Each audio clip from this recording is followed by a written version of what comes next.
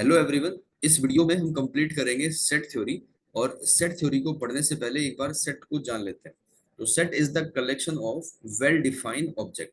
अब ये well defined word को कुछ एग्जांपल से क्लियर करते हैं। तो first of all, set of all student in school. क्या ये चीज काउंटेबल है? क्या इसको हम काउंट कर सकते हैं? बिल्कुल, ये सबके हिसाब से एक ही होगा। फॉर एग्जांपल, अगर हम प्रिंसिपल से पूछे कि नंबर ऑफ स्टूडेंट इस स्कूल में कितने हैं, वो भी वही बताएगा। और किसी टीचर को अगर काउंट करने के लिए दे, वो भी यही बताएगा। किसी स्टूडेंट को दे, वो भी यही बताएगा। तो सबका एक ही जब आंसर है, उसको वेल डिफाइंड बोलते हैं। बट अगर ये पूछे कि अच्छे स्टूडेंट, तो अच्छे स्टूडेंट किसी टीचर को कोई स्टूडेंट अच्छा लगेगा, किसी को कोई दूसरा अच्छा लगेगा। तो इसकी कोई कोई कंप्लीट डेफिनेशन नहीं है। गुडनेस की कोई कंप्लीट डेफिनेशन नहीं है। किसी को पढ़ने वाला बच्चा ठीक लगेगा, किसी को खेलने वाला, किसी को कम्युनिकेट करने वाला।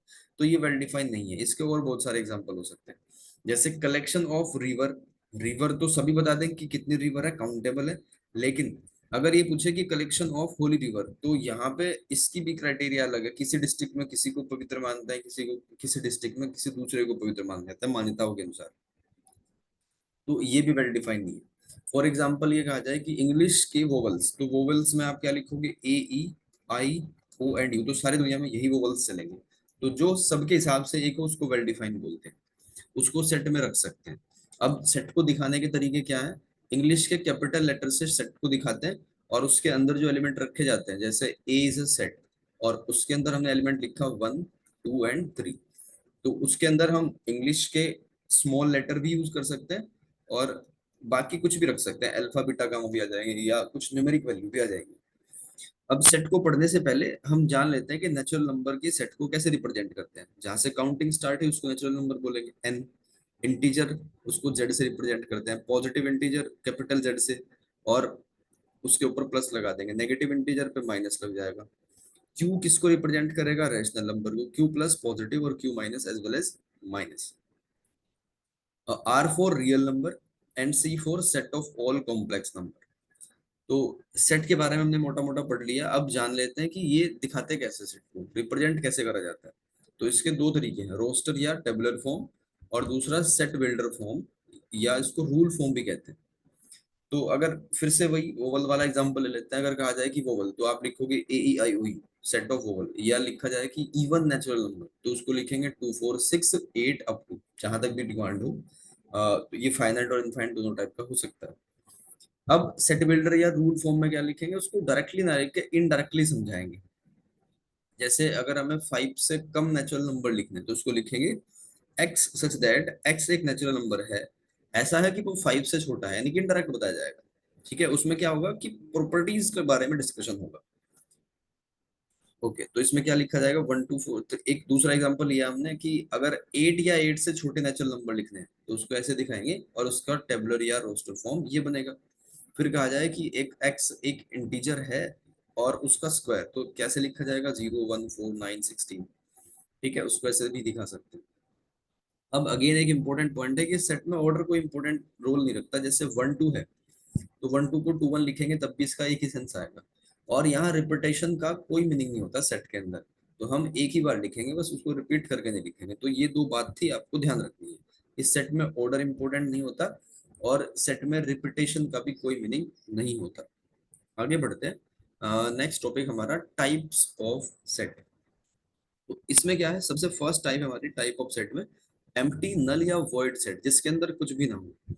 तो इट हैज नो एलिमेंट, यानी ब्रैकेट लगा के खाली छोड़ देंगे, और या फाइव से रिप्रेजेंट कर देंगे इसको। कभी भी ऐसा नहीं लिखना हमें एम्प्टी सेट के अंदर फाइव, तो ये हो जाएगा सिंगलटन। ठीक है, जो आगे पढ़ेंगे। इसका एक एग्जांपल है, ये सेट बिल्डर फॉर्म है कि x belongs to real number, और जिसका स्क्वायर करने पे -2 आ जाए। तो कोई भी ऐसा नंबर नहीं है जिसका स्क्वायर करें और -2 आ जाए। रियल में नहीं है, ऐसा इमेजनरी में होता है। 5 होगा इसका। x एक नेचुरल नंबर है जो बिटवीन 5 to 6 है, तो वो भी 5 हो जाएगा।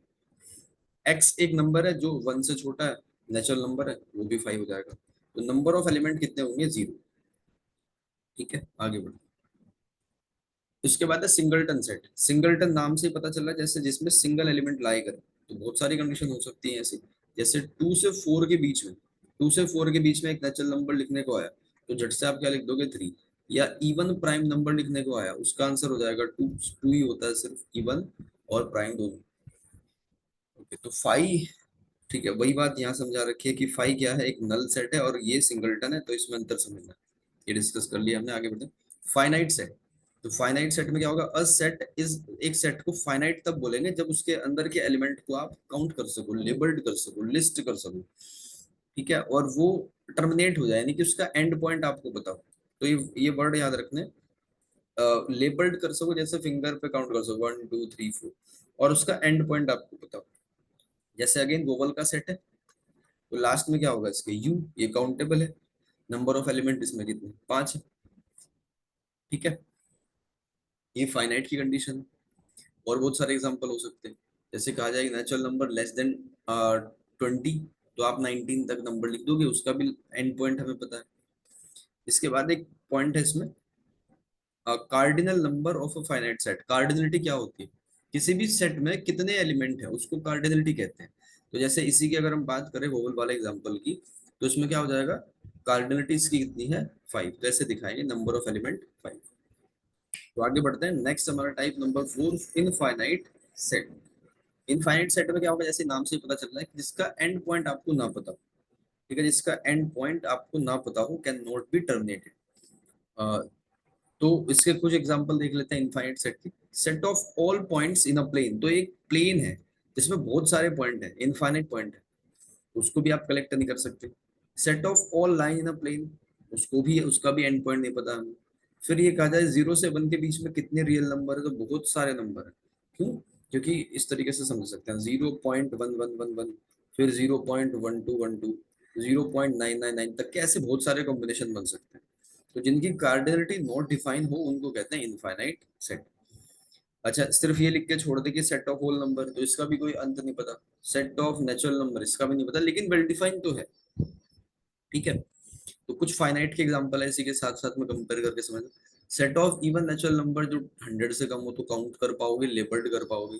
सेट ऑफ सोल्जर, ये भी काउंटेबल है। Set of even prime natural number, तो इवन हो और प्राइम भी हो, तो ऐसा इकलौता नंबर कौन सा जो इवन भी है और प्राइम भी है, सिर्फ 2 है। तो इस तरीके से ये फाइनाइट का example. Equivalent set, equivalent set ऐसे है जैसे आपने ट्रायंगल में पढ़ते हैं, सिमिलैरिटी और कॉन्ग्रुएंट, ठीक है, दो ट्रायंगल सिमिलर है और दो ट्रायंगल कॉन्ग्रुएंट है। इन बातों में क्या अंतर है, कि कॉन्ग्रुएंट में बिल्कुल डिक्टो उसके जैसी होगी, सिमिलैरिटी में कुछ कुछ प्रॉपर्टीज फॉलो करेगी उसकी। तो ऐसे ही है इक्विवेलेंट। इक्विवेलेंट सेट वो होगा जिसकी सिर्फ कार्डिनलिटी बराबर होगी, नंबर ऑफ एलिमेंट ए और नंबर ऑफ एलिमेंट बी ये दोनों बराबर होंगे, अंदर एलिमेंट क्या है वो मैटर नहीं करता, जैसे यहाँ पे 1 2 है और यहाँ ए बी। अब इक्वल सेट ऐसे है जैसे कॉन्ग्रुएंट, यानी इसमें क्या होगा, कार्डिनलिटी भी बराबर होगी और सेट के एलिमेंट भी बराबर ही होने चाहिए, जैसे 1 2 और 2 1। तो ये हो गया हमारा इक्वल सेट। नंबर 7, अच्छा यहाँ हम ये कह सकते हैं कि all equivalent set are equal but all equal are not equivalent.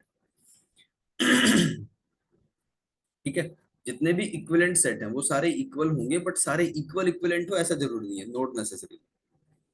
Comparable set क्या होता है, जब एक सेट दूसरे का है, इफ इधर ए और B is a subset of A, ठीक है, या तो ए बी का सबसेट हो या बी ए का सबसेट हो, उसको बोलते हैं कंपेरेबल। और एक कंडीशन है जहां A is a subset of B, B is a subset of A, तो ए बी के बराबर होगा, ये गोल्डन स्टेटमेंट है थ्योरम को प्रूव करने का आगे। तो इसके बाद टाइप नंबर 8, सबसेट। सबसेट में क्या होता है कि अगर ए के सारे एलिमेंट, ए एक सेट है जिसके सारे एलिमेंट बी के अंदर लाई करें, तो उसको बोलते हैं कि A is a subset of B. और इसको दिखाने के कुछ तरीके हैं, एक तो ये तरीका है और एक ही ऐसे दिखा सकते हैं। अब इसमें अंतर क्या है इसको समझ लेते हैं। ये होता है प्रॉपर सबसेट। प्रॉपर सबसेट यानी कि इसमें क्या होगा, एटलीस्ट एक एलिमेंट या ज्यादा भी कम होंगे, ठीक है। एग्जाम्पल से समझ लेते हैं, जैसे एक एलिमेंट है, एक सेट है 1 2, बी एक सेट है 1 2 3, तो इसमें ए में एलिमेंट, ए के सारे एलिमेंट बी में तो लाई करेंगे लेकिन कम है इसके अंदर, तो उसको बोलेंगे प्रॉपर सबसेट। और फिर उस कंडीशन में बी को बोलेंगे सुपर सेट, बी को बोलेंगे सुपर सेट। और इसको क्या बोलेंगे, इम्प्रॉपर या ट्राइबल सबसेट बोलते हैं, इम्प्रॉपर या ट्राइबल सबसेट बोलते हैं। तो ये हमने एग्जांपल भी समझ लिया, ठीक है। आगे बढ़ते हैं, ये कुछ स्टेटमेंट है कुछ थ्योरम के, वो ध्यान रखना है। Every set is a subset of itself, her set खुद का सबसेट होता है। कैसे समझ लेते हैं, जैसे ए एक सेट है 1 2, अगर मैं बोलूँ इसके सबसेट लिखो, तो पहला सबसेट क्या लिखा जाएगा 1, फिर लिखेंगे इसमें 2, फिर होगा 1 2, और फिर होगा 5। तो देखो खुद का सबसेट में तो आ गया, यानी ए सेट था और ये सबसेट वाले लिखे तो इसमें 1 2 आ गए, यानी कि every set is a subset of itself. और एम्प्टी सेट सभी में आएगा, empty set is a subset of its. इसको भी प्रूफ कर सकते हैं हम। कैसे प्रूफ करेंगे, एक्स एक एलिमेंट है बी का और एक्स ए में नहीं आता, इसका मतलब क्या होगा, एक्स एक एलिमेंट है बी का और एक्स ए के अंदर नहीं है, इसका मतलब B is a proper subset वाली कंडीशन को सेटिस्फाई करेगा। फिर एक्स एक एलिमेंट है ए का और एक्स फाइव में नहीं है, ठीक है, फाइव में तो कोई भी एलिमेंट नहीं है, तो इसका मतलब क्या होगा, इसका मतलब होगा कि five is a proper subset. जैसे यहाँ पे था, जैसे क्या था, B is a subset of A, ऐसे यहाँ लिखा जाएगा कि five is a proper subset of A. वो प्रॉपर सबसेट है क्योंकि एलिमेंट कम है, इक्वल नहीं है। अब यहाँ भी इसको दोबारा से डिफाइन कर दिया कि every set is a subset of itself, ठीक है। The empty set is a subset of every set, proper हो गए। और टोटल नंबर, ये इंपॉर्टेंट है, टोटल नंबर ऑफ सबसेट अगर आपको पता करने, टोटल नंबर ऑफ सबसेट, उसके लिए फॉर्मूला है 2 की पावर n का। और यही इसी के साथ में कुछ और चीजें भी याद करते हैं। Total number of proper set अगर पूछे तो 2 की पावर n माइनस 1, क्योंकि एक कम होगा, ठीक है। फिर total number of non empty, यानी एम्प्टी वाले को भी अगर हटा दें, नॉन एम्प्टी प्रॉपर सेट, तो 2 की पावर n माइनस 2 हो जाएगा। ये तीनों कनेक्ट करके आपको याद रखना। जैसे एक एग्जांपल है यहाँ, ए इज अ सेट जिसमें 3 एलिमेंट हैं, तो सबसेट कितने होंगे 8। और इसी के अगर पूछे कि प्रॉपर सबसेट कितने होंगे, तो एक कम कर देंगे 7। नॉन एम्प्टी प्रॉपर सबसेट कितने होंगे, एक और कम कर देंगे 6। तो सेट की टाइप है next number 8, universal set. Universal set, sorry number 9 है टाइप इसकी, यूनिवर्सल सेट। तो यूनिवर्सल सेट में क्या पढ़ेंगे, यूनिवर्सल सेट हर एक क्वेश्चन के कॉन्टेक्स्ट में अलग अलग हो सकता है। जैसे a set contain all the element, यानी कि कुछ छोटे छोटे सेट हैं ए और बी, इसके इन दोनों के कंबाइन सारे एलिमेंट जिसमें लाई करें, उसको बोलेंगे यूनिवर्सल सेट। और यूनिवर्सल सेट को वेन डायग्राम में रेक्टेंगल से शो करते हैं, और ये छोटे छोटे सेट हैं इनको सर्कल से शो करते हैं। Number 10 power set. Power set क्या होता है, power set is the collection of all subset, जितने भी सबसेट है उन सबको, जितने भी सबसेट है उन सबको एक सेट के अंदर रख दो तो क्या बनेगा, पावर सेट बनेगा, ठीक है। और पावर सेट हमेशा नॉन एम्प्टी होता है, यानी कि कुछ ना कुछ तो उसमें होगा ही। एक एग्जांपल है, जैसे पी एक एलिमेंट, पी एक सेट है जिसमें 1 2 एलिमेंट है, इसके सबसेट लिखे हमने 1 आएगा, 2 आएगा, 1 2 आएगा, 5 आएगा, तो इन सबको एक सेट में रख दो तो वो बनेगा पावर सेट। फिर इसके बाद है वेन डायग्राम। वेन डायग्राम में क्या, यू को रेक्टेंगल से, जैसा कि अभी डिस्कस करा था हमने, और सारे सबसेट को सर्कल से, अगर क्लोज सर्कल से शो करते हैं तो वो बन जाएगा वेन डायग्राम। और वेन डायग्राम बहुत सारे क्वेश्चन को इजी कर देता है, ठीक है। तो आगे बढ़ते हैं, आगे ये सारा वेन डायग्राम का डिस्कशन होगा। हम पढ़ते हैं ऑपरेशन ऑन सेट। सबसे पहला है यूनिवर्सल, सॉरी यूनियन। तो यूनियन में क्या पढ़ेंगे, ए और बी, ए और बी अगर इन दोनों को इकट्ठा करना हो, जैसे ए के एलिमेंट है कुछ और बी के एलिमेंट है, तो ये जो रीजन मैंने शेड कर दिया वो बना ए यूनियन बी का। यानी इसके अंदर कोई भी एलिमेंट है, ठीक है, इसके अंदर कोई भी एलिमेंट है तो वो इस रूल को फॉलो करेगा, यानी कि x belongs to A union B, इसका मतलब वो या तो ए के अंदर होगा एग्जिस्ट करेगा या बी के अंदर एग्जिस्ट करेगा। ठीक है, हो गया हमारा यूनियन। अब ए यूनियन बी अगर फाई है, अगर ए यूनियन बी फाई है, इसका मतलब तो कुछ एलिमेंट है ही, ना तो ए के अंदर है और ना बी के अंदर, तो ये भी ध्यान रखना। अब इसकी कुछ इंपॉर्टेंट टर्म्स हैं, जैसे वो वेन डायग्राम से ही बात क्लियर होगी। जैसे ए है, क्या वो ए यूनियन बी का सबसेट है, बिल्कुल। अकेला ए के एलिमेंट, ए के एलिमेंट ए यूनियन बी के एलिमेंट के, सारे ए के एलिमेंट ए यूनियन बी में तो लाई करेंगे, तो A is a subset of A union B as well as B, को भी ऐसे लिख सकते हैं कि B is also subset of A union B. Subset होता क्या है कि ए के सारे एलिमेंट बी में लाई करें, तो ऐसे ही यहाँ ए के सारे एलिमेंट अगर इसमें लाई करते हैं, इसका मतलब इस सबसेट कहा जाएगा। बहुत सिंपल है। इंटरसेक्शन का मतलब होता है कॉमन एलिमेंट, तो ए और बी के कॉमन एलिमेंट, इसकी आपको सेट बिल्डर फॉर्म याद रखनी है कि एक्स अगर ए का एलिमेंट है एंड उसको बी का भी होना पड़ेगा, यानी कि यहाँ के जो कॉमन एलिमेंट है, जैसे मान लो यहाँ 5 है, यहाँ 1 है, 2 और 4, तो 5 एक ऐसा एलिमेंट है जो ए के अंदर भी है और बी के अंदर भी है, तो उसको बोलेंगे कि वो इंटरसेक्शन में है। ठीक है, और अगर कोई एलिमेंट इंटरसेक्शन में नहीं है, इसका मतलब इंटरसेक्शन में नहीं है, इसका मतलब क्या लिखेंगे कि x या तो a में है या b में है, इंटरसेक्शन में नहीं है, यानी ये वाला स्टेटमेंट याद रखना। और जैसा हमने अभी पढ़ा था, यहाँ क्या है कि a इंटरसेक्शन b जो है, सॉरी, ये a इंटरसेक्शन b है, a इंटरसेक्शन b खुद में एक सबसेट होगा a का भी, क्योंकि ये छोटा सा हिस्सा जो है वो उसके छोटे से हिस्से के जो एलिमेंट है वो a में भी लाई करेंगे, और as well as a intersection b is a subset of b, तो ये b के अंदर भी लाई करेंगे ये वाले एलिमेंट। तो ये बाद वाले दो स्टेटमेंट भी इंपॉर्टेंट है, ध्यान रखना आगे बढ़ते। ए इंटरसेक्शन, ये यही बात समझा रखी है कि अगर ए इंटरसेक्शन बी अगर ए के बराबर है, इसका मतलब A is a subset of B. तो जैसे अगर ये कहा जाए कि ए इंटरसेक्शन बी, जैसे फॉर एग्जांपल ये मैंने ए सेट बनाया और ये बड़ा बनाया बी सेट, ठीक है, तो ए और बी का कॉमन पार्ट क्या है, खुद ए ही है, तो इसका मतलब ये कंडीशन इस बात को दिखाती है। तो क्या होगा, A is a subset of B का आ जाएगा, अगर मैं इसको रिवर्स कर दूं तो B is a subset of A का आ जाएगा। अगर ए और बी दोनों को इकट्ठा करके बी सेट आता है ना, जैसे इसी का तीसरे का ही कंडीशन है ये भी, कि अगर ए ये छोटा वाला सेट है, बी बड़ा वाला सेट है, अगर इनको यूनियन कर दे तो क्या आएगा, ऑब्वियसली बी आएगा। ठीक, बी आएगा, तो इसका मतलब A is a subset of B, अगर इसको पलट दूं तो B is a subset of A आ जाएगा। तो बहुत सिंपल है, याद रखना। फिर इसके बाद है A intersection B intersection A, यानी कि ए इंटरसेक्शन बी क्या है, वो छोटा सा पार्ट, ठीक है, ए इंटरसेक्शन बी क्या है, ये वाला छोटा सा पार्ट, और इसका इंटरसेक्शन करना है किसके, ए के साथ, तो ये खुद ही आएगा ना, ए इंटरसेक्शन बी आएगा। और दूसरा देखो, अगर ए सेट का इंटरसेक्शन करना है यूनियन के साथ, ठीक है, ए सेट का ए सेट का कॉमन पार्ट और ए यूनियन बी का कॉमन पार्ट, यानी कि वो ए ही है ना खुद ही, ठीक है, ये हो गया। अब ए यूनियन बी का मतलब है ये पूरा पार्ट, इसका अगर यूनियन करें ए के साथ तो खुद ए यूनियन बी ही आएगा, तो कॉमन सेंस से सारे क्वेश्चन हो जाएंगे। तो एक छोटा सा एग्जांपल दिया है इसमें यूनियन वाला, कि अगर एक्स ए एक सेट है जिसमें 3 एन एलिमेंट है, बी एक सेट है जिसमें 4 एन एलिमेंट है, तो ए इंटरसेक्शन बी क्या होगा, तो इसमें देख लेते हैं, इसका मतलब इसमें कौन कौन से एलिमेंट होंगे, 3 होगा, 6 होगा, 9 होगा, 12 होगा, 15 होगा, इसमें कौन कौन से एलिमेंट होंगे, 4, 8, 12, 16, 20 इस टाइप के। तो कॉमन में जो भी कॉमन एलिमेंट है, जैसे 12, तो शुरुआत ही 12 से हुई, इसका मतलब 12 एन आ जाएगा, 12 आएगा, 24 आएगा, 36 आएगा। ठीक है, डिसजॉइंट सेट का मतलब क्या होता है कि उसमें कोई जॉइंट नहीं है, मतलब कि कॉमन एलिमेंट एक भी नहीं होगा, तो उसको हम वेन डायग्राम से ऐसे शो कर सकते हैं, यानी ए इंटरसेक्शन बी 5 होगा, यानी नंबर ऑफ एलिमेंट, कार्डिनलिटी क्या हो जाएगी डिसजॉइंट सेट की, 0।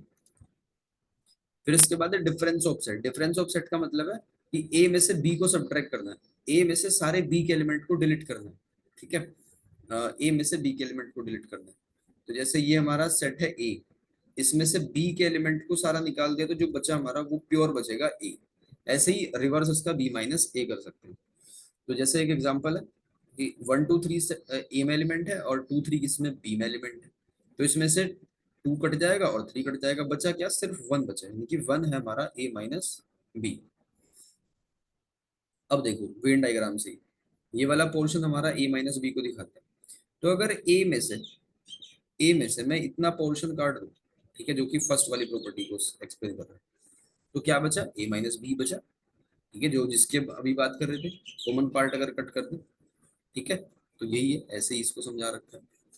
इसके बाद सिमेट्रिक डिफरेंस, ये भी बड़ा इंटरेस्टिंग है। सिमेट्रिक डिफरेंस में क्या होगा, पहले तो इसको ए डेल्टा बी से शो करते हैं, तो ए माइनस बी ये वाला पार्ट, बी माइनस ए ये वाला पार्ट, इन दोनों के एलिमेंट को सारों को इकट्ठा कर दें तो क्या बनेगा, ए डेल्टा बी, यानी डिफरेंस, सिमेट्रिक डिफरेंस बन जाएगा। क्या इसका एक दूसरा लॉजिक भी है समझने का, एक तो ये हो गया, दूसरा लॉजिक क्या है कि अगर हम यूनियन कर दे, यूनियन क्या होगा, ये सारा पार्ट आ जाएगा यूनियन का, ठीक है, ए यूनियन बी में सारा पार्ट आ जाएगा। अगर इसमें से इंटरसेक्शन को माइनस कर दे, यानी इतने पार्ट को माइनस कर दे, तो जो बचेगा वो भी डेल्टा ही बच जाएगा। तो ये भी ऐसे भी दिखा सकते हैं, ठीक है। अब एक एग्जांपल से बात समझा रखी कि ए एक सेट है 2 3 4 5 6 7, बी एक सेट है, इतने एलिमेंट है उसके अंदर, ए डेल्टा बी क्या होगा, पहले तो यूनियन कर लो इनका, और फिर इंटरसेक्शन कर लो, सब्ट्रैक्ट इंटरसेक्शन ए का कॉम्प्लीमेंट। अब कुछ प्रॉपर्टीज हैं कॉम्प्लीमेंट की, प्रॉपर्टीज है। क्या प्रॉपर्टी है ये? अगर यूनिवर्सल सेट का कॉम्प्लीमेंट करे तो क्या आएगा? अब बाय डेफिनेशन हमने क्या पढ़ रखा है कि जिसका भी कॉम्प्लीमेंट निकालना है सबको यूनिवर्सल में से माइनस कर दो, तो क्या बचेगा? 5। एम्प्टी सेट का कॉम्प्लीमेंट क्या होगा? इसको भी यू में से माइनस कर दिया तो यू माइनस 5 पे कोई फर्क नहीं पड़ने का, यू ही आएगा। डबल कॉम्प्लीमेंट करे तो क्या आएगा? ए आएगा। अगर ए का देखो, अगर ए का ए कॉम्प्लीमेंट के साथ में यूनियन करे, इसका मतलब क्या है? ये तो बाहर का पोर्शन ए कॉम्प्लीमेंट है और ये पूरा ए है, तो सारे ही जोड़ दे तो यूनियन ये बन गया यूनिवर्सल सेट। ठीक है। अगर ए कॉम्प्लीमेंट और ए में से कॉमन देखे तो कॉमन तो कुछ है ही नहीं, इसका मतलब ये 5 बना। तो ये इसकी 5 प्रॉपर्टीज है कॉम्प्लीमेंट की। इसके बाद है law of algebra of sets. तो सेट का एल्जेब्रा कैसे काम करते हैं? जैसे नंबर्स में पढ़ते हैं ना हम कि 2+3 एडिशन कैसे काम करेगा, सब्ट्रैक्शन कैसे काम करेगा, मल्टीप्लाई, एडिटिव, इनवर्स, ये सब। तो ऐसे ही यहाँ होगा। पहली प्रॉपर्टी है इसमें इडइम्पोर्टेंट लॉज। इडइम्पोर्टेंट लॉज, तो इडइम्पोर्टेंट में क्या होगा कि ए अगर ए के साथ यूनियन करे तो ऑब्वियसली क्या देगा? ए ही देगा। और ए अगर खुद से इंटरसेक्शन करे तब भी ए ही देगा। नेक्स्ट, अगर ए का इंटरसेक्शन करे यूनियन यूनिवर्सल सेट के साथ में तो ए ही बचेगा। ठीक है ना, डायग्राम बना के देख सकते हो, ये ए है और ये यू है, तो कॉमन पार्ट क्या है? ये। अगर ए का यूनियन करे फाई के साथ तो ये क्या होगा? ए ही बन जाएगा, यानी कि इस सेट में कुछ भी एलिमेंट नहीं है। तो फाई और यू क्या है? फाई है आइडेंटिटी एलिमेंट फॉर यूनियन और यू क्या है? Identity element for intersection. Commutative property क्या होती है? A union B, B union A के बराबर हो जाएगा। ऐसे ही इंटरसेक्शन में काम करेगा। फिर है एसोसिएटिव प्रॉपर्टी। एसोसिएट करना, यानी कि A union B union C को कैसे दिखा सकते हैं? A union B union C. ठीक है, ऐसे ही इंटरसेक्शन में एसोसिएटिव प्रॉपर्टी लगेगी। मोस्ट इंपोर्टेंट है डिस्ट्रीब्यूटिव प्रॉपर्टी और De Morgan's law. Distributive property में क्या होगा? A union B union intersection C, ये वाली चीज। ठीक है, A union A union B intersection C, तो पहले ए जाएगा बी के साथ, ये वाला साइन लेगी, और ए जाएगा इस वाले साइन को लेकर सी के पास, तो A union C. A union B, और बीच में साइन है क्या है? इंटरसेक्शन वाला। इसके बाद A intersection B union C में क्या होगा? ए इंटरसेक्शन बी जाएगा, ए इंटरसेक्शन जाएगा बी के साथ, ये बनाएगा। ए इंटरसेक्शन जाएगा सी के साथ, ये बनाएगा, और बीच में ये वाला साइन रहेगा।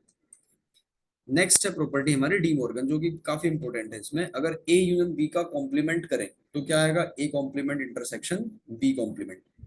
अगर ए इंटरसेक्शन बी का कॉम्प्लीमेंट करें तो बस साइन को पलट देंगे, अंदर वाला साइन जो है वो पलट जाएगा और सब पे इंडिविजुअल कॉम्प्लीमेंट आ जाएगा।